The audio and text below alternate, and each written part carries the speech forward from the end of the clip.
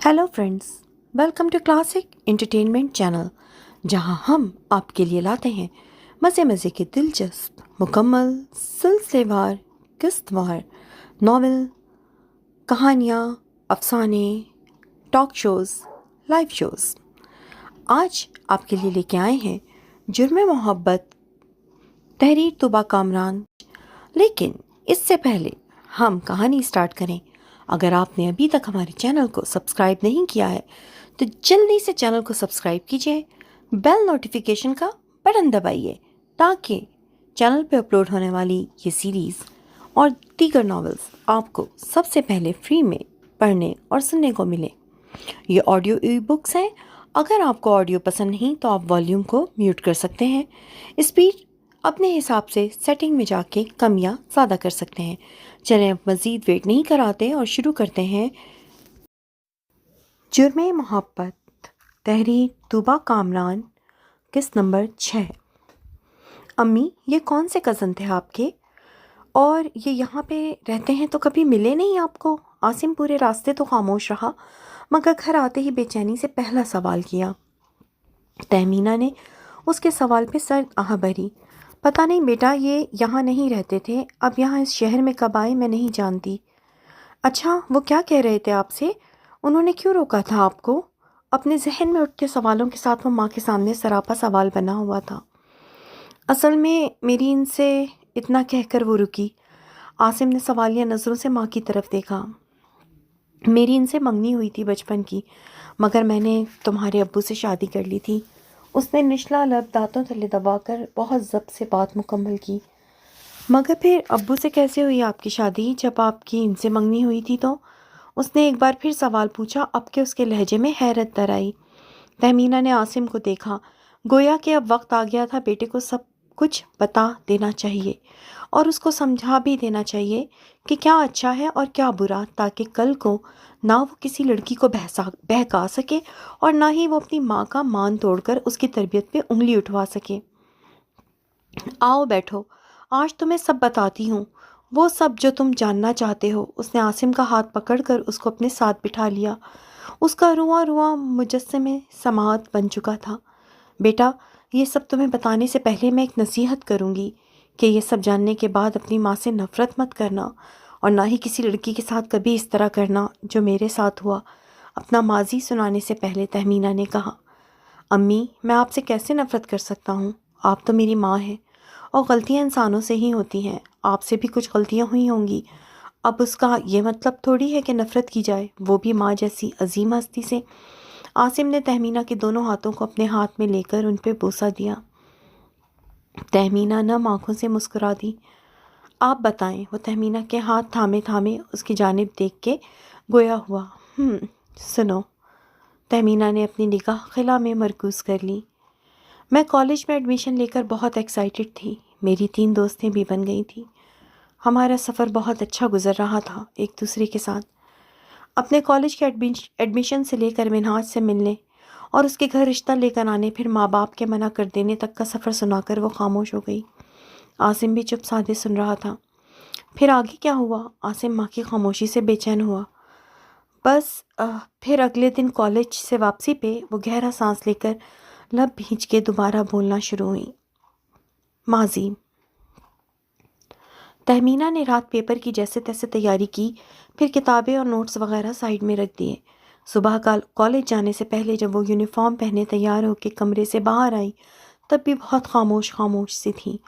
उसने फिर तो कोई मैसेज नहीं किया किसी दूसरे नंबर से। आबिद साहब ने नाश्ते के दौरान सख्त लहजे में इस्तफसार किया। उनके लहजे से ही साफ जाहिर था कि वो मिन्हाज को कितना सख्त नापसंद करते हैं। नहीं बाबा, उसने नाश्ते की मेज़ के गिर्द कुर्सी खींचते हुए नज़रें झुकाए जवाब दिया। ठीक है, अगर कोई मैसेज आए तो मुझे बताना, उन्होंने एक बार फिर ताकीद की। जी ठीक है, उसने उनकी जानिब देखने से गुरेज बरतते हुए फर्मा बरदारी से सर हिलाया। बेदिली से चंद लुक़मे लेकर उसने नाश्ते से हाथ खींच लिए। नाश्ता तो कर लो ढंग से, भूखे पेट पेपर कैसे करोगी बेटा? शहनाज ने फिक्रमंदी से कहते हुए उसको टोका। बस भूख नहीं है ज़्यादा। वो कुर्सी धकेलती उठ खड़ी हुई। उसकी मुस्तरब नज़रें बाप की तरफ जाती कि कब वो नाश्ता करके उठें और वो घर से निकले। عابد صاحب نے بھی جلدی جلدی ناشتہ ختم کیا اور پھر اٹھ گئے۔ چلو آؤ بیٹا، بائک کی چابی ہاتھ میں لیے وہ اس کو آواز لگاتے باہر چلے گئے۔ وہ بھی خاموشی سے اپنا کالج بیگ کاندھے پہ لٹکائے ان کے پیچھے چلتی ہوئی گھر سے باہر نکل گئی۔ عابد صاحب بائک سٹارٹ کر چکے تو وہ ان کے پیچھے بیٹھ گئی۔ بابا اور امی منہاج کو بالکل پسند نہیں کرتے، نہ جانے ہمارے نکاح کے بعد کیسے قبول کریں گے۔ سارے راستے وہ سوچتی جا رہی تھی۔ انہی سوچوں میں گھرے وہ کالج پہنچ چکی تھی۔ اللہ حافظ بابا۔ بائک سے اترتے ہوئے اس نے اپنا بیگ کاندھے پہ لٹکا کر سیٹ کیا، پھر کالج کے اندر چلی گئی۔ آج اس کو باہر ایمان اور فروا نظر نہیں آئی تھی۔ وہ چلتی ہوئی اپنی کلاس میں چلی گئی۔ فروا اور ایمان کلاس میں ایک دوسرے کے برابر کرسی پہ بیٹھی ہوئی ڈسکشن کر رہی تھی۔ اب کیسی ہو تم؟ ایمان نے تہمینہ کو آتا دیکھ کر پوچھا۔ ہاں اب ٹھیک ہوں، تم کیسی ہو؟ اپنا حال بتا کر اس نے جواباً ایمان کا حال پوچھا۔ ٹھیک ہوں میں بھی، اور سناؤ تیاری کیسی ہے؟ صرف ایمان ہی اس سے بات کر رہی تھی جبکہ فروا بالکل خاموش اپنی نوٹس پہ نظر ٹکائے خود کو مصروف ظاہر کر رہی تھی۔ اس کو اس روز کا تہمینہ کا رویہ اب تک ازبر تھا۔ تمہیں کیا ہوا؟ تہمینہ اب سادہ سے انداز میں فروا سے مخاطب ہوئی۔ وہ شاید اپنا رویہ بھول چکی تھی۔ فروا اس کو جواب دینے کے بجائے ہنوز اپنے کام میں مگن تھی۔ تہمینہ کو بہت حیرت ہوئی اس کے اس طرح اگنور کرنے پہ۔ اس کو کیا ہوا ہے؟ اس نے ہاتھ گھما کر ایمان سے اشاروں میں پوچھا۔ تمہیں اس دن کیا ہوا تھا؟ تم نے اتنا مس بیہیو کیوں کیا تھا؟ ایمان نے گردن موڑ کر اپنے برابر بیٹھی نوٹس پہ نظریں جمائے فروا کی جانب دیکھا، پھر نظریں تہمینہ کی طرف اٹھائیں۔ کچھ نہیں، کہا تو تھا میری طبیعت ٹھیک نہیں تھی اور تم لوگ فضول بولے جا رہی تھی۔ اس نے بے نیازی سے شانے اچکاتے ہوئے جتایا جیسے ساری غلطی ان دونوں کی ہی تھی۔ طبیعت ٹھیک نہ ہونے کا مطلب یہ نہیں ہوتا کہ انسان ساری ادب اور لحاظ کو بالائے طاق رکھ دے۔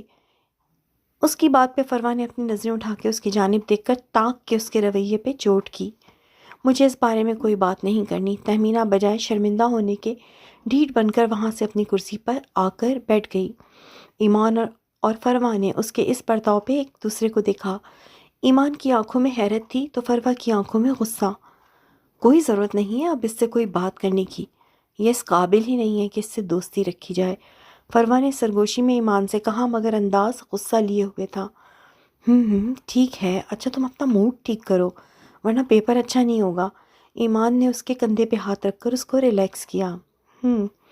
پھر وہ دونوں پیپر کے متعلق باتیں کرنے لگیں۔ کچھ دور پیچھے بیٹھی تہمینہ اپنی ہی سوچوں میں مگن تھی۔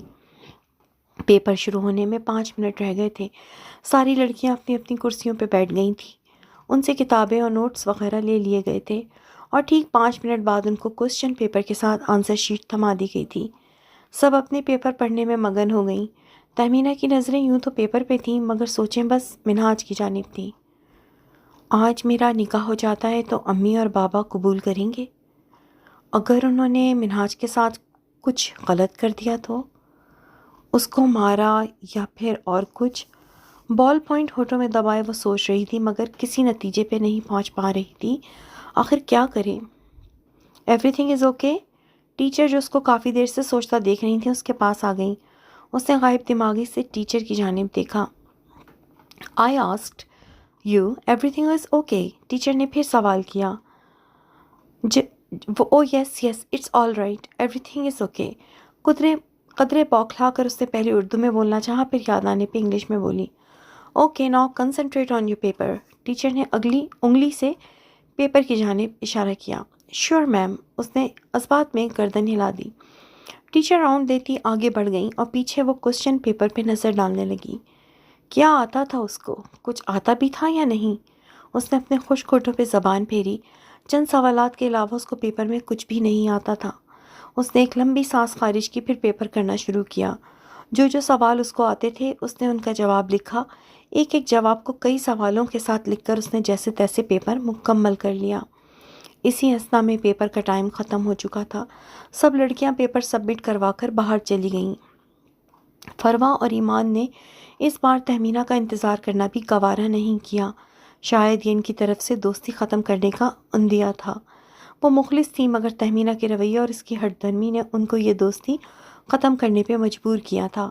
تہمینہ نے ایک نظر ان دونوں پہ ڈالی۔ وہ دونوں قدرے بے نیاز سی دکھی مگر وہاں پرواہ کس کو تھی؟ شاید وہ بھی یہی چاہتی تھی۔ اس روز وہ کالج میں اپنا فون لے کر آئی تھی۔ کالج سے باہر نکلتے ہوئے اس نے منہاج کے نمبر پہ میسج کر دیا۔ وہ تو ویسے ہی اس کے انتظار میں ہمیشہ کی طرح اپنی جگہ پہ کھڑا ہوا تھا۔ اس کا میسج ملتے ہی منہاج نے اس کی طرف دیکھا۔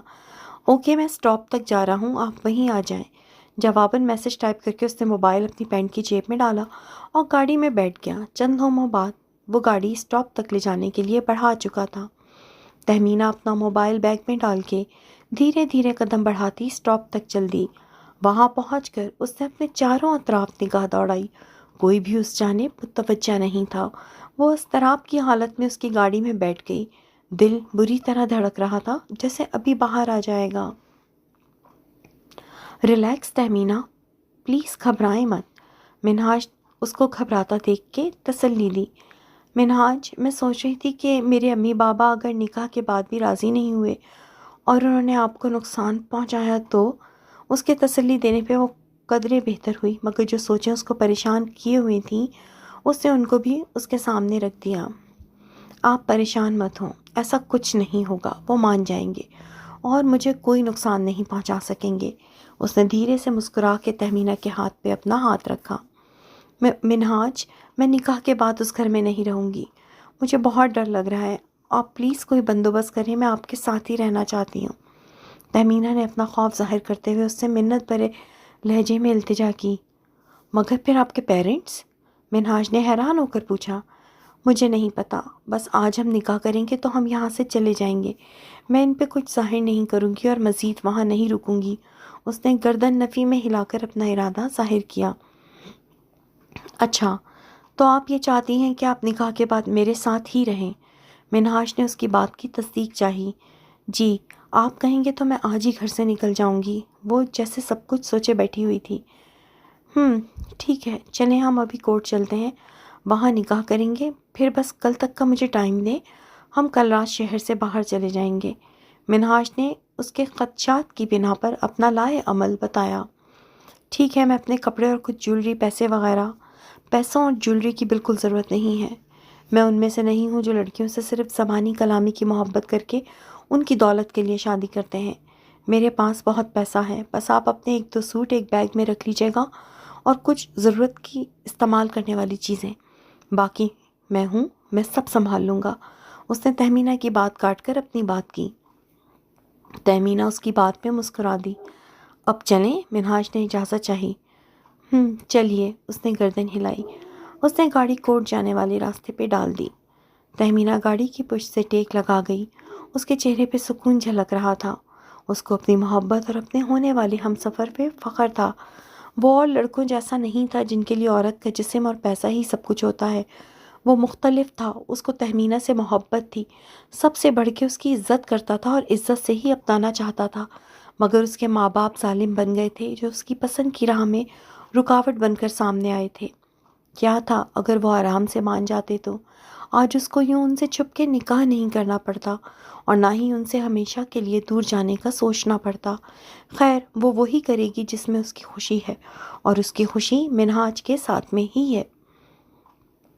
اپنی سوچوں میں مگن تھی کہ منہاج نے گاڑی روک دی۔ وہ چونک کر اپنے خیالوں سے باہر نکلی۔ آ جائیں، کورٹ آ گیا۔ منہاج نے گاڑی کا دروازہ کھولا۔ وہ بھی سر ہلاتی اپنی طرف کا دروازہ کھول کر اتر گئی۔ منہاج نے اتر کر گاڑی کا دروازہ بند کیا اور کورٹ کے اندر جانے لگا۔ تہمینہ بھی اس کے ساتھ چلتی ہوئی کورٹ میں داخل ہو گئی۔ کچھ ہی دیر میں ان دونوں کا نکاح ہو چکا تھا۔ مبارک ہو، اب ہم ایک ہو گئے ہیں، منہاج نے اس کا ہاتھ پکڑ کر محبت سے چور لہجے میں کہتے ہوئے اس کے ماتھے پہ محبت کی مہر ثبت کی۔ اس کے گرد اپنے بازو کا حصار قائم کر کے اس نے تہمینہ کو خود سے قریب کیا۔ آپ کو بھی مبارک ہو، اس کے سینے سے لگے سکون محسوس کرتے ہوئے اس نے بھی سرشار ہو کر منہاج کو مبارکباد دی۔ منہاج نے دھیرے سے اس کو خود سے الگ کر کے اپنی قمیص کی جیب میں سے ایک انگوٹھی نکال کر اس کی انگلی میں پہنائی۔ یہ میری طرف سے نکاح کا چھوٹا سا تحفہ ہے، بہت پیاری ہے، تھینک یو۔ اپنی انگلی میں سجی اس کے نام کی انگوٹھی پہنے وہ بے انتہا خوش تھی۔ اب چلیں، میں آپ کو آپ کے گھر کی گلی تک چھوڑ دوں۔ منہاج نے اپنا ہاتھ اس کے آگے بڑھایا، جس کو اس نے مسکراتے ہوئے تھام لیا۔ وہ دونوں چلتے ہوئے کورٹ سے باہر آ گئے۔ اس کی سنگت میں چلتے ہوئے تہمینہ کو ایک الگ ہی سرشاری محسوس ہو رہی تھی۔ دونوں ایک دوسرے کے سنگ قدم بڑھاتے چلتے ہوئے گاڑی تک پہنچ گئے۔ منہاج نے اس کے لیے فرنٹ ڈور کھولا۔ اس کے بیٹھنے کے بعد وہ خود بھی ڈرائیونگ سیٹ سنبھال چکا تھا۔ کچھ ہی دیر بعد گاڑی تہمینہ کی گلی سے کچھ دوری کے فاصلے پہ رک چکی تھی۔ اس نے تہمینہ کے ہاتھ کو اپنے ہاتھ میں لے کر اس کی پشت پہ بوسہ دیا اور پھر اس کے ہاتھ کو تھامے ہی بولا، بہت خوش نصیب ہوں میں، جسے چاہا اس کو اپنا محرم بنا کر پا لیا۔ بس جلد ہی ہم ایک دوسرے کے ساتھ اپنی پوری زندگی گزاریں گے، جہاں صرف خوشیاں ہی خوشیاں ہوں گی۔ اس خوش نصیبی کے سفر میں صرف آپ نہیں، میں بھی شامل ہوں، تہمینہ نے اس کی بات کی تائید کرتے ہوئے کہا۔ وہ تو ہے، آج اگر آپ ہمت نہ دکھاتی تو میں شاید کنوارا ہی رہ جاتا۔ قسم کھا لی تھی کہ شادی کرنی ہے تو بس آپ سے ہی۔ اس کے چہرے پہ آئی لٹ کو دھیرے سے ہٹا کر وہ اس کے نزدیک جھک کے بولا، جب ہمارا ملنا نصیب میں تھا تو کوئی بھی نہیں روک سکتا تھا۔ برجستگی سے بول کر وہ دلکشی سے مسکرائی۔ یہ تو ہے، اس نے تائیدی انداز میں سر ہلایا۔ چلیں اب میں چلتی ہوں، آپ بس جلدی بندوبست کر لیں، میں اور انتظار نہیں کروں گی۔ مان سے کہتی وہ اپنی طرف کا دروازہ کھول کے اتر گئی۔ جی آپ بے فکر رہیں، اس نے یقین دلایا۔ اس کو ہاتھ ہلاتی وہ تیز تیز قدم بڑھا کے اپنے گھر کی گلی کی جانب مڑ گئی۔ اس کے لیے یہ احساس ہی بہت خوبصورت تھا کہ جس کو چاہا اور جس نے اس کو چاہا، دونوں نے خود کو ایک مقدس بندھن میں باندھ لیا۔ اب وہ دونوں ایک دوسرے کے محرم ہیں۔ یہ لیں کریم بھائی، یہ اسما کی رپورٹ ہے۔ کل چلیے گا، ہم ڈاکٹر کو رپورٹ دکھا دیں گے۔ ویسے اب کیا حال ہے گڑیا کا؟ کریم اس روز اسما کی وجہ سے گھر پہ ہی تھا۔ وجاہت کے پاس اسما کے ٹیسٹ کی سلپ تھی اور رپورٹ ملنے کا ٹائم بھی شام کا تھا، تو وہ خود ہی جا کر اس کی رپورٹ لے آیا تھا اور لا کے کریم کو دی تھی، ساتھ ہی اس سے اسما کا حال بھی پوچھ لیا تھا۔ ہاں ڈاکٹر کی دوا سے آرام ہے، اب درد نہیں ہے، لیکن پتہ نہیں رپورٹ میں کیا آیا ہے، یہ تو ڈاکٹر کو دکھا کے ہی پتہ چلے گا۔ کریم نے رپورٹ پر سرسری نگاہ دوڑائی۔ اللہ بہتر کرے گا کریم بھائی، پریشان مت ہوں، اس نے کریم کے کندھے پہ ہاتھ رکھ کر دبایا۔ زلیخا جو اندر اسما کے پاس تھیں وہ بھی باہر آ گئی تھیں۔ وجاہت سین میں کھڑے ہوئے ہی کریم سے باتیں کر رہا تھا۔ السلام علیکم بھابھی، زلیخا کو دیکھ کر سلام کیا۔ وعلیکم السلام، اندر کمرے میں آ جاؤ وجاہت، یہاں کیوں کھڑے ہو؟ زلیخا نے سلام کا جواب دیتے ہوئے اس کو اندر آنے کے لیے کہا۔ ارے ہاں، زلیخا کی بات پہ کریم نے اپنا ماتھا پیٹا۔ میں بھی کتنا عجیب ہوں، یہیں کھڑے کھڑے باتیں شروع کر دیں۔ یہ نہیں کہہ رہا اندر چل کے بات کرتے ہیں؟ نہیں کریم بھائی ٹھیک ہے، بس بلکہ میں اب چلتا ہوں۔ بھابھی یہ رپورٹ میں نے دے دی ہے، کل میں اور کریم بھائی ڈاکٹر کے پاس لے جائیں گے رپورٹ۔ وجاہت کریم کی پریشانی سمجھتا تھا۔ چلو ٹھیک ہے، بہت مہربانی تمہاری، زلیخا اس کی شکر گزار ہوئی۔ بھابھی کیوں غیروں والی بات کرتی ہیں؟ وہ خفا ہوا۔ اچھا بھائی خوش رہو، زلیخا دھیما سا مسکرا کر بولی۔ چلیں اللہ حافظ، وہ کہتا ہوا دروازے کی طرف پلٹ گیا۔ اس کے جانے کے بعد کریم ہاتھ میں رپورٹ پکڑے دروازہ بند کرتا زلیخا کے ساتھ اندر کمرے کی جانب بڑھ گیا۔ درد تو نہیں ہے بیٹا اب؟ کریم اسما کے برابر میں بیٹھتا ہوا پوچھنے لگا۔ اسما لیٹے لیٹے تھک گئی تھی تو اٹھ کر بیٹھ گئی۔ نہیں ابو، اب تو نہیں ہے، اس نے اپنی پشت دیوار سے لگائی۔ میری رپورٹ آ گئی؟ اس نے کریم کے ہاتھ میں سفید لفافہ دیکھ کر پوچھا۔ ہاں بیٹا، ابھی وجاہت آیا تھا، وہی دے کر گیا ہے، کل جا کر تمہاری رپورٹ ہم ڈاکٹر کو دکھا دیں گے۔ کریم نے اس کے سر پہ ہاتھ پھیرا۔ موسم میں خنکی اب کچھ حد تک کم ہو چکی تھی، جس کے باعث اب سویٹر ذرا کم ہی پہنا جاتا تھا۔ رات ہو چکی تھی۔ زلیخا نے کھانا گرم کر کے دسترخوان بچھا دیا۔ تینوں نے مل کے کھانا کھایا، کچھ دیر بیٹھ کر باتیں کی، پھر سونے کے لیے لیٹ گئے۔ اسما طبیعت خرابی کی وجہ سے اسکول سے چھٹیاں کر رہی تھی، مگر اب درد ٹھیک تھا تو وہ اسکول چلی گئی۔ وجاہت اور کریم اسما کی رپورٹ لے کر ڈاکٹر کے پاس چلے گئے، جبکہ زلیخا اپنے روزمرہ کے کاموں میں مصروف ہو گئیں۔ وہ دونوں ڈاکٹر کے کمرے میں گئے اور جا کر رپورٹ ان کو دی۔ ڈاکٹر صاحب، یہ وہ بچی کی رپورٹ ہے جس کا آپ نے گردے کا ٹیسٹ کروایا تھا، وجاہت نے وضاحت کی۔ جی اچھا، میں دیکھ لیتا ہوں، آپ بیٹھیں۔ ڈاکٹر نے ہاتھ سے ان کو بیٹھنے کا اشارہ کیا۔ وہ دونوں وہاں رکھی کرسیوں پہ بیٹھ گئے۔ نظریں ڈاکٹر کے چہرے پہ جمی ہوئی تھیں۔ ڈاکٹر نے سفید لفافے سے رپورٹ نکال کر دیکھنا شروع کی، پھر ایک لمبی سانس خارج کی۔ کیا ہے ڈاکٹر صاحب رپورٹ میں؟ کریم نے بے چین ہو کر پوچھا۔ دیکھیے، مجھے تھوڑا خدشہ تھا، مگر میں وقت سے پہلے ڈرانا نہیں چاہتا تھا۔ مگر اب جو حقیقت ہے وہ آپ کے لیے جاننا بہت ضروری ہے تاکہ جلد از جلد علاج ہو سکے۔ ڈاکٹر نے دونوں ہاتھوں کی انگلیاں باہم ملا کر میز پہ رکھی اور قدرے آگے کو ہو کر کہا، کیا مطلب؟ آپ صاف صاف کہیں پلیز۔ وجاہت جلدی سے بولا۔ آپ کون ہیں بچی کے؟ ڈاکٹر نے وجاہت سے پوچھا۔ میں چاچا ہوں اور یہ والد ہیں اس کے۔ اس نے اپنا تعارف کروانے کے بعد کریم کی طرف اشارہ کیا۔ جی میرا نام کریم ہے اور وہ میری بیٹی ہے۔ آپ پلیز جلدی بتائیں کیا ہوا ہے میری بیٹی کو؟ کریم بھی بری طرح بے چین تھا۔ دیکھیں کریم صاحب، آپ کی بیٹی کا ایک گردہ ناکارہ ہو چکا ہے اور دوسرا بھی بہت متاثر ہے۔ اگر بروقت گردہ نہیں لگوایا گیا تو دوسرا گردہ بھی ناکارہ ہو سکتا ہے۔ ڈاکٹر نے ان دونوں کی سماعت پہ بم پھوڑا تھا۔ ڈاکٹر کی بات پہ دونوں نے حواس باختہ ہو کے ایک دوسرے کو دیکھا۔ کیا کہہ رہے ہیں آپ ڈاکٹر صاحب؟ میری بیٹی کا گردہ ناکارہ ہو گیا؟ ڈاکٹر صاحب اب کیا ہوگا؟ کریم کے منہ سے تو الفاظ ہی نہیں نکل رہے تھے۔ دوسرا گردہ لگوانا پڑے گا، اس سے پہلے ڈائلیسس ہوگی جب تک گردہ نہیں مل جاتا، ڈاکٹر نے کہا۔ کتنا خرچہ آئے گا ڈاکٹر صاحب؟ کریم نے پریشانی سے استفسار کیا۔ تقریباً 3 سے 4 لاکھ تک، ڈاکٹر نے بتایا۔ 3 سے 4 لاکھ؟ کریم کا دل ہول اٹھا۔ کہاں سے آئیں گے اتنے پیسے؟ کیا کروں؟ وہ سر پکڑ کے بیٹھ گیا تھا۔ ڈاکٹر صاحب اتنا خرچہ کیوں؟ وجاہت نے پوچھا۔ دیکھیں صرف ایک مرحلہ نہیں ہوتا، بہت سے مرحلے ہوتے ہیں۔ جس کا گردہ لگایا جاتا ہے اس کے بھی ٹیسٹ وغیرہ کیے جاتے ہیں، بہت سے معاملات درپیش آتے ہیں، پھر وہ شخص جو ڈونر ہوتا ہے اس کو پیسے دینے پڑتے ہیں۔ اس لیے ڈاکٹر نے ان کے سوالات کا جواب دیتے ہوئے ان کی معلومات میں اضافہ کیا۔ ڈاکٹر صاحب آپ میرا گردہ لے لیں۔ وجاہت نے ڈاکٹر کی ساری بات سن کر کہا، نہیں ڈاکٹر صاحب آپ میرا گردہ لے لیں، میں تو باپ ہوں نا، اس کا میرا لگ جائے گا۔ کریم کو بھی جیسے خیال آیا۔ ٹھیک ہے آپ دونوں اپنے بلڈ ٹیسٹ دے دیں، جس کا بھی بلڈ میچ کر گیا ہم باقی ٹیسٹ لے کر اس کا گردہ لگا دیں گے۔ جی ٹھیک ہے ڈاکٹر صاحب ہم کروا لیتے ہیں، آپ لکھ دیں۔ کریم کرسی سے اٹھ کر کھڑا ہو گیا۔ ڈاکٹر نے ان کو لکھ کر دے دیا۔ وہ دونوں وہاں سے ریسیپشن پہ گئے، جا کر اپنی سلپ بنوائیں، پھر ٹیسٹ دینے چلے گئے۔ جی جناب، آج کے لیے بس اتنا ہی۔